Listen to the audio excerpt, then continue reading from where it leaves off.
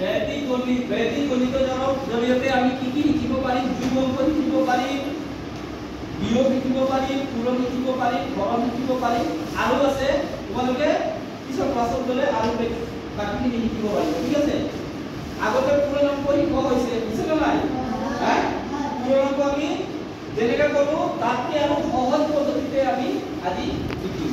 ঠিক আছে, প্ৰথমতে 9 ঘৰৰ সংখ্যাৰ লগত আমি পূৰণ কৰিম। 9 ঘৰৰ সংখ্যাৰ লগত বুজিছ? এতিয়া ধৰক আমি এইটো 75 আৰু 75ৰ লগে 99 পূৰণ কৰিব লাগে। ঠিক আছে, 75ৰ লগত 99 পূৰণ কৰিব লাগে। একবাৰে আমি এক লাইনতে কৰিব। কেনেকৈ কৰিম চোৱা, ইয়াতে কিমান আছে? 75 আছে, 75ৰ পৰা 1 বিয়োগ কৰি দিওঁ। 1 বিয়োগ কৰিলে কিমান হ'ব? 74 হ'ব। তাৰ পিছত কি কৰিম? এই 99 আছে নহয়, 9 পৰা 7 বিয়োগ কৰিব হ'ব। 9 পৰা 7 বিয়োগ কৰিলে কিমান হ'ব? 2, আৰু এই 9 পৰা 4 বিয়োগ কৰিলে এইটো হৈ গৈছে। পুনৰ অংক হৈছে। বুজি পাইছা? বুজি পাইছা? তাৰ পিছত এনেকুৱা আৰু বেলেগ ল'ব পাৰি। এইবাৰ ধৰক আমি 3টা সংখ্যা লওঁ। ঠিক আছে, 3টা অংকৰ সংখ্যা ল'ব। ধৰক 8, 3, 5, 835 ল'লো, আৰু এইফালে 3টা 9 ল'লো। ঠিক আছে, এইটো কেনেকৈ কৰিম? ইয়াতো কি কৰিম? আমি 1 বিয়োগ কৰি দিম। 835ৰ পৰা 1 বিয়োগ কৰিলে কিমান হ'ব? 834। তাৰ পিছত এটা এটা আমি বিয়োগ কৰি যাম। 9 পৰা 8 বাদ দিলে 1, 9 পৰা 3 বাদ দিলে 6, আৰু 9 পৰা 5 বাদ দিলে 4 হৈ গৈছে। এতিয়া চাওক কিমান সহজ হৈছে।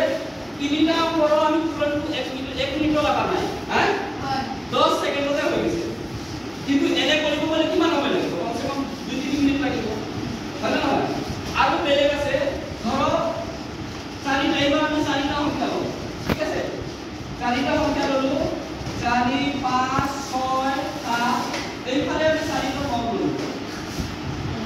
এইবাৰ কি কৰিম? আমি 1 বিয়োগ কৰি দিম। 1 বিয়োগ কৰিলে কিমান আছে? 1 10 1000, 4565। এইবাৰ এটা এটা বিয়োগ কৰিম।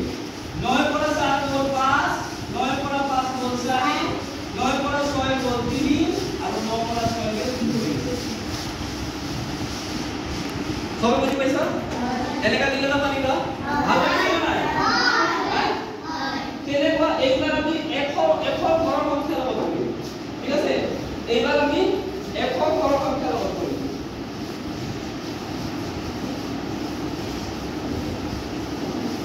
প্ৰথমতে ধৰ 105 আৰু 103।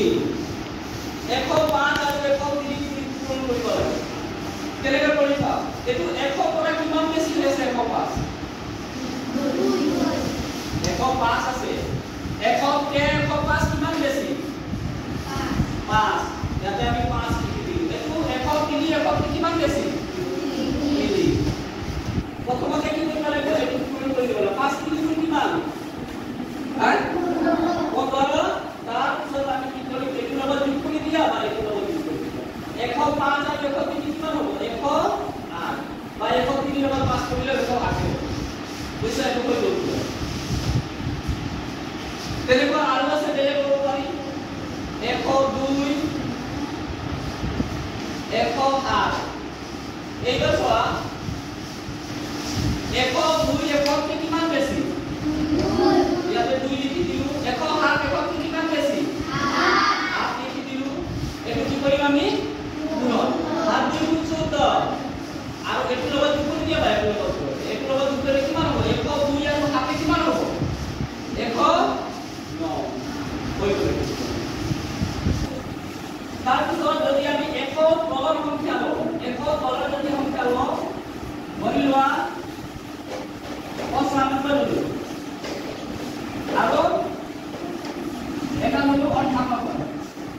এইটো কি কৰিব লাগে? পূৰণ কৰিব লাগে। 95 100কে কিমান কম? 5। ইয়াতে 5 লিখি দিলো। 98 100কে কিমান কম? 2 লিখি দিলো ইয়াতে। এটা আগতে কি কৰিবা? আমি পূৰণ কৰিব। 5 2 10।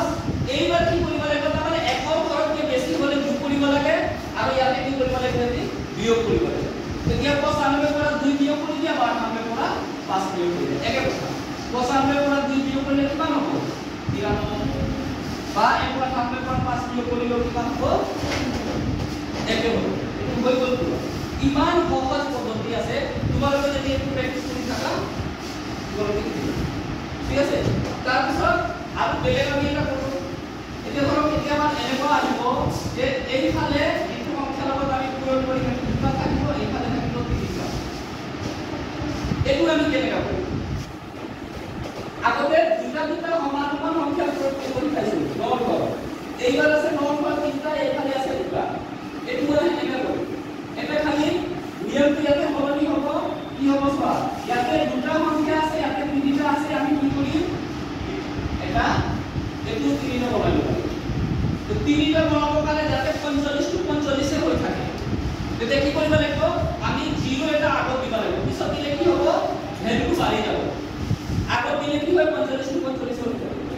ঠিক আছে তেতিয়া 45 ৰ আগত যদি আমি 0 দি দিও তেতিয়া কি হ'ব 45 এ থাকি তাৰ পিছত আমি কি কৰিম এতিয়া এনেকা এতিয়া 45 ৰ পৰা 1 দিছিলা ইয়াতে 1 বিয়োগ কৰি দিব লাগিব 1 বিয়োগ কৰিলে কিমান আহিব 44 আৰ 0 থাকিব কি 44 এতিয়া 9 পৰা 1 এটা বিয়োগ কৰিব এটো 9 পৰা 0 বাদ দিলে কিমান হ'ব 9 পৰা 4 বাদ দিলে 5 আৰ 9 পৰা 4 বাদ দিলে 5 হৈ গ'ল আবার 0 থেকে বেশি দিলে হৈ গ'ল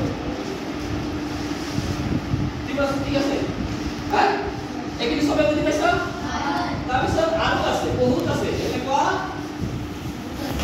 বহুত আছে এটা ধৰো জীবন দুটা কৰে সংখ্যা 35 আছে আমি 11 কি কৰিব লাগে পূৰণ কৰিব লাগে এটো আৰু সহজ 35 কে 11 টো পূৰণ কৰাটো সহজ প্ৰথমতে কি কৰিব আমি 35 টো এনেকা লিখি দিও 3 আৰু 5 মাজে অলপ জায়গা ৰাখিব ঠিক আছে তাৰ পিছত এই দুইটা যোগ কৰি দিও 3 আৰু 5 যোগ কৰিলে কিমান